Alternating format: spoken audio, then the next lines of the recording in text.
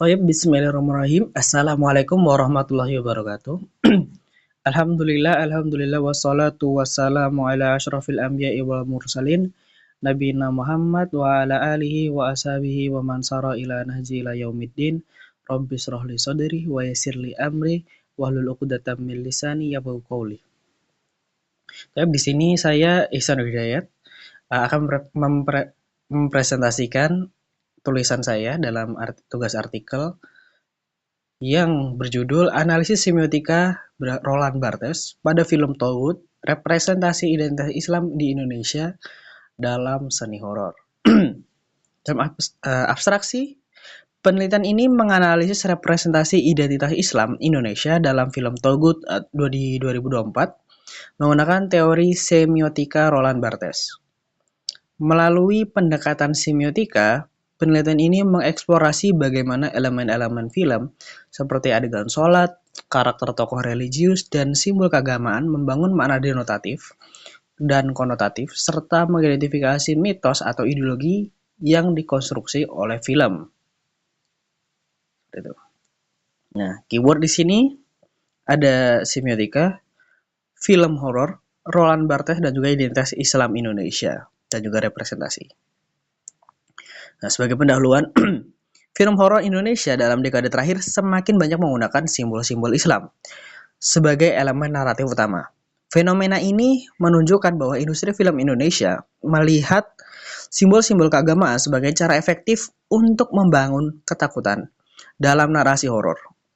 Berdasarkan Setiawan dan Haryanto 2017. Namun penggunaan simbol-simbol ini tidak sekadar pilihan estetika sinematik, melainkan juga membawa implikasi terhadap bagaimana identitas Islam Indonesia itu dikonstruksi dan dipersepsikan oleh penonton. Oke. Nah, oleh karena itu dari pendahuluan ini bisa ada 3 pertanyaan. Pertanyaan yang timbul dari pendahuluan adalah yang pertama, bagaimana identitas Islam Indonesia direpresentasikan dalam film Tauhid melalui penggunaan simbol-simbol keagamaan seperti sholat, doa, dan juga ibadahnya sendiri secara spesifik. Kemudian 2, aspek mana saja dari identitas Islam Indonesia yang mengalami perubahan makna atau distorsi dalam representasi film ini. Ketiga, apa standar representasi yang proper dan dapat dikembangkan untuk penggunaan simbol-simbol keagamaan dalam industri film Indonesia. Yang kedua, metodologi, pendekatan dan jenis penelitian. Nah, penelitian ini menggunakan pendekatan kualitatif dengan metode analisis semiotika untuk mengkaji representasi identitas Islam Indonesia dalam film tersebut. Pendekatan kualitatif dipilih karena penelitian ini bertujuan memahami makna yang dikonstruksi melalui tanda-tanda visual dan naratif dalam teks film, bukan untuk mengukur frekuensi atau data numerik. Nah, metode analisis semiotika dipilih karena penelitian ini membutuhkan alat untuk membedah bagaimana simbol-simbol Islam dimaknai pada level literal, tersembunyi, dan ideologis dalam film. Kemudian objek dan unit analisis. Nah, film Tauhid yang rilis 2024 yang disutradarai oleh Bobby Prasetyo dan diproduksi oleh Leo Pictures dipilih sebagai objek penelitian utama. Film ini dipilih karena menampilkan pola sistemik dalam penggunaan simbol Islam, khususnya sholat, sebagai elemen naratif yang muncul berulang kali. Unit analisis dalam penelitian ini adalah scene atau adegan spesifik yang menampilkan simbol-simbol keagamaan seperti azan, sholat, doa, tasbih, tokoh religius, dan lokasi bernilai spiritual. Oke, dan kemudian teknik pengumpulan data. Di sini, data dikumpulkan melalui close reading terhadap film Tauhid dengan tahapan yang sistemik. Pertama, peneliti menonton film secara utuh untuk memahami narasi keseluruhan dan konteks cerita. Kedua, peneliti menonton kembali dengan fokus pada scene-scene yang mengandung simbol-simbol Islam. Mencatat waktu, timestamp, deskripsi visual, dialog, elemen sinematik lainnya seperti pencahayaan, musik, dan komposisi frame. Nah, data yang dikumpulkan bukan dari penonton atau dokumen eksternal, melainkan langsung dari teks film itu sendiri melalui observasi visual dan naratif yang cermat. Kemudian teknik analisis data menggunakan semiotika Roland Barthes. Analisis data menggunakan teori semiotik Roland Barthes yang membedah makna pada 3 level, yaitu denotasi, konotasi, dan juga mitos. Pada level denotasi, peneliti mengidentifikasi apa yang secara literal terlihat dan terdengar dalam scene, baik dalam objek, gerakan, kata-kata, warna, pencahayaan, dan elemen visual lainnya. Lalu, kedua ada pada level konotasi. Peneliti menginterpretasikan makna dikomunikasikan melalui pilihan visual dan naratif tersebut. Level ini melihat bagaimana tanda-tanda visual membawa makna budaya dan sosial yang tersembunyi di balik representasi literal. Lalu kemudian teknik analisis ketiga yaitu level mitos. Peneliti mengidentifikasi sistem nilai, kepercayaan, dan ideologi yang direproduksi melalui representasi ini. Mitos di sini bukan cerita mitologi, melainkan kepercayaan umum yang film bangun tentang realitas.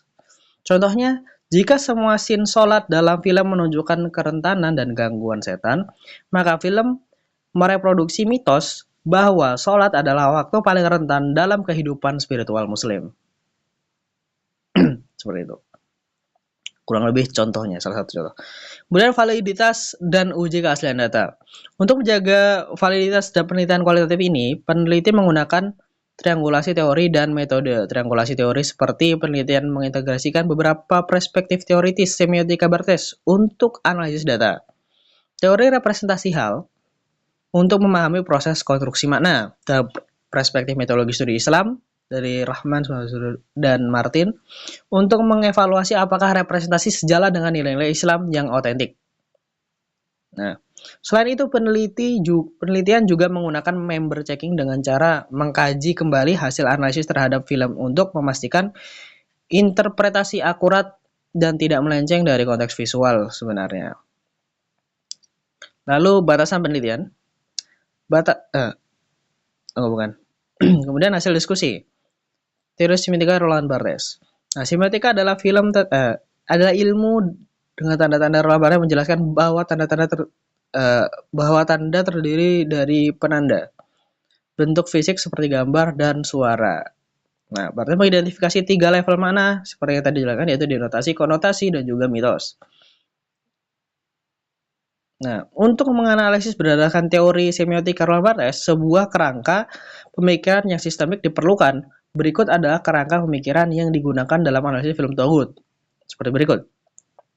Pertama, identifikasi tanda-tanda utama, menentukan elemen visual, verbal dalam film yang dianalisis. 2. Analisis denotasi, mengidentifikasi makna literal dan tanda-tanda tersebut. Ketiga, analisis konotasi, menggali makna tambahan atau budaya yang melekat pada tanda-tanda tersebut. Keempat, adalah analisis mitos, mengevaluasi bagaimana tanda-tanda itu mendukung atau menantang norma ideologi budaya. Nah, ini adalah film yang akan dibahas, yaitu film Kiblat. Yang ini adalah poster sebelum dicekal oleh MUI yang jadi kontroversial karena posternya, kemudian diganti judul dan juga diganti poster menjadi Tauhid. Ya. Nah, film Tauhid diproduksi oleh studio Leo Picture. Ya. Nah, kemudian pembahasan, result and discussion. Nah, pertama di sini ada scene 1. Kita bahas langsung ke scene saja, yaitu seorang anak dari seorang pengikut kiai sesat sedang sholat sendirian di masjid yang tidak terurus. Nah, ini scene ya. Saya lupa menyiapkan timestamp. Elemen 1, setting layar. Denotasi. Dari setting layarnya, secara denotasi, ruangan besar dengan lantai beton keabu-abuan dengan pilar-pilar hitam dan cahaya masuk dari luar menciptakan bayangan yang memanjang. Nah, itu secara denotasi dari setting layar yang mereka ambil dalam scene ini. Kemudian makna konotasi yang bisa kita ambil adalah ruangan luas dan kosong menciptakan kesendirian dan ketertinggalan. Pilar-pilar hitam terasa opresif dan menekan. Cahaya yang masuk menciptakan bayangan panjang yang menakutkan dalam konteks horor. Nah, ini menunjukkan bagaimana secara visual bagaimana keputusan-keputusan minor dari pencahayaan, setting, background bisa menunjukkan atau menimbulkan rasa suspense dalam tone film horor itu sendiri. Lalu mitos yang bisa disimpulkan dalam satu setting latar dalam scene ini adalah Padepokan, bersetting di Padepokan, simbol institusi spiritual Islam dalam cerita, direpresentasikan bukan sebagai ruang aman dan melindungi, melainkan ruang penuh ancaman supranatural. Identitas Islam di sini tidak mampu menciptakan perlindungan spiritual, bahkan dalam institusi resminya. Nah, kemudian ada elemen 2, yaitu dengan adegan sujud di ruangan kotor, luas, dan sendirian. Ada kostum dan ton mukena putih dan ton warna kuning yang terdistorsi. Kemudian ada elemen 4 adalah ekspresi. Ekspresi tidak hanya dari raut wajah, tapi dari gestur dari karakter itu sendiri dan juga analisisnya. Film Togut secara sistemik mengubah makna simbol-simbol Islam yang fundamental. Dari setiap elemen visual bekerja bersama mereproduksi narasi yang sama. Sholat adalah waktu paling rentan, bukan sebagai perlindungan spiritual. Pola ini bukan kebetulan, melainkan pilihan naratif deliberate. Konsekuensi dalam implikasinya melampaui eskalasi ketakutan semiotik. Ia mengubah persepsi publik tentang identitas Islam dari identitas spiritual yang melindungi menjadi identitas yang rentan dan terancam. Saya tanda AI.